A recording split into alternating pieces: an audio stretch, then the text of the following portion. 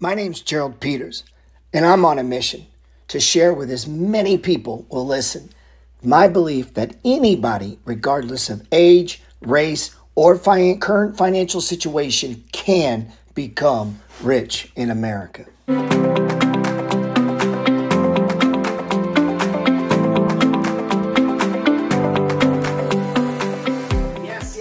Yes, man. What's up? Welcome back to the channel, Gerald Peters. Listen, you can always visit me at geraldpeters.info. Has links to the other little things that I like to do. I got a couple podcasts. I put out a little newsletter. It's free about the stock market. You get what you pay for, right? It's free. thepetersreport.com, or just go simply to geraldpeters.info. Let's take this down. Now this, I was talking about a house. Talking about house, one of the things I like to teach about is real estate. But today we're going to talk about stocks, man. Let's get rid of this. That's the steps to acquiring a property. We want to talk about stocks. And I was thinking today, what are we looking at, man? If we look at the money flow moves like this. This is how prices move. Stock market moves in 4 stages, okay? 4 of them. Moves in 4 stages. These can be identified by a pattern of price plots. You say, what do you mean price plots? I'm going to show you. Every day, markets all over the world open up. Stock market, bond markets, right? There's the NASDAQ. There's the NYSE. There's all different exchanges, the Dow Jones, the S&P 500, all these exchanges. The Bitcoin has, everything has a market. For real estate, often our market is LoopNet, Realtor.com, right? The MLS, which they're all connecting to. And these apps, these marketplaces, they create a marketplace. And that's where we interact as people. Well, that's the same with stocks. And stocks open up and there's a price. And it's usually identified as a tick or an indentation. Now you're going to see on what we call these charts, right? We're charting it. You say, damn, dude, we're going back to the basics. Let's get down to its bare essence. How do we start to identify a bottom? How do we find the bottom of a stock move? Now, let me say at the beginning, I have no idea where stocks are going, okay? I don't know, up, down, okay? I know what they look like when they do something. And so what I do is I kind of approach it and just assume it's going to do the same thing. And about 70% of the time, stocks go up in direction. They go up, man. They want to drift higher. But there's periods of time where you have chaos. Could be a month, could be a year, could be 2 years. You could have a 4-year bull run followed by a 2-year bear, what they call bear. Now, what is a bear? It means prices are going down, man. They could go down for 2 years, man. Prices could go to prices you'd be fucking shocked. I saw Bank of America go to like $1 or $2. Ford went to $1.50, man. I saw Freeport McMoran. I bought shares at $4, man. Amazon fell from way up here to way down here. Netflix falling to $20-something. Exxon right now, $90. Not that long ago, it was $26. Not that long ago, ConocoPhillips was cheap.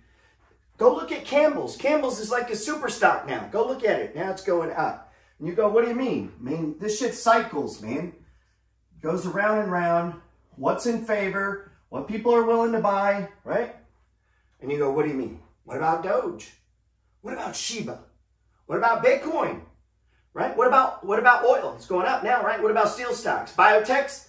Money moves, man. Money never sleeps. It's always awake and there's trends. And it moves through cycles. And you have what they refer to as bull and bear. Now, how do you define those? Typically, a bear market's defined by 20% price drop. Drops by 20%, man. Right? Often falling below the 200-day moving average. Right? And this will be set up to be shown as what? A stage 4 decline.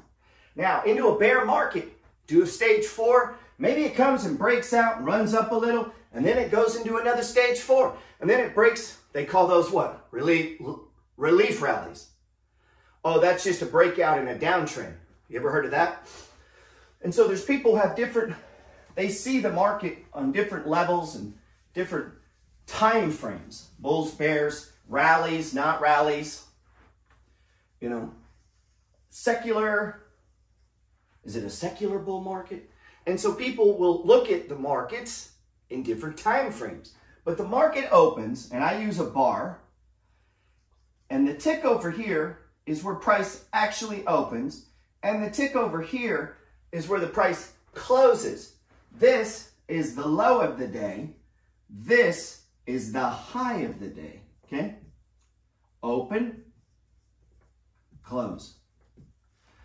What does one bar tell us? Well, it'll show us the low of the day, show us how high it went, show us where it opened at 8:30, show you where it closed at 3:30. So we're looking open, close, low, high. But what does any one day say? Well, guess what? This pattern here of price movement can be broken down to, say, a 5-minute chart, where each 5 minutes there's a bar, an open, runs up, closes, or it could be what? Could open here, go down, right? And then close here. And then this one would be red.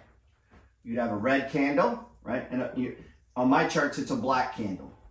Up day black, down day red. I like that, black and red. I was talking with a guy the other day. I remember, sir, when we were talking, you said, I vow to only buy on red days. It's like, okay. But what I want you to bring your attention to is that markets trend. They break out, they run up, they stall out, they break down, and they run down. Now, when you say it as simple as that, people go, oh, why don't you just get in and get out and get in and get out? It's not that easy. Also depends on your goals. Also depends on your time frame. What if you're an investor? Well, as an investor, I kind of don't want to buy shit up here, ideally. I'd prefer to buy shit down here, right? It depends, though. It's down for a reason. So if you're a contrarian, which I tend to be, I like to buy when other people are selling and sell when other people are buying. So I might want to sell candles right now. Go look at CP. Not maybe sell it, maybe take some gains. I want to take some down as it goes higher, right? Why? So I can buy good companies that are down here. But not stop candles. We want to let it keep running, right? But we do want to harvest some gains so that we can buy some other things. And then let it grow and multiply. And as we do that, in theory, our portfolio should grow and multiply over time. Time times amount, right, times yield equals $1 million. That's the goal. Oh, that chart got bad, huh? So time. Markets can be broke down into time. We know markets can be broke down into bull markets, bear markets. We know the entire game is fractal. You could have a 5-minute chart. You could have a 1-day chart. Now, on a 1-day chart, let's say price starts here. This is our first day of watching it. And next day, so open, close, right? Open, close, gaps up, comes back down, close, right?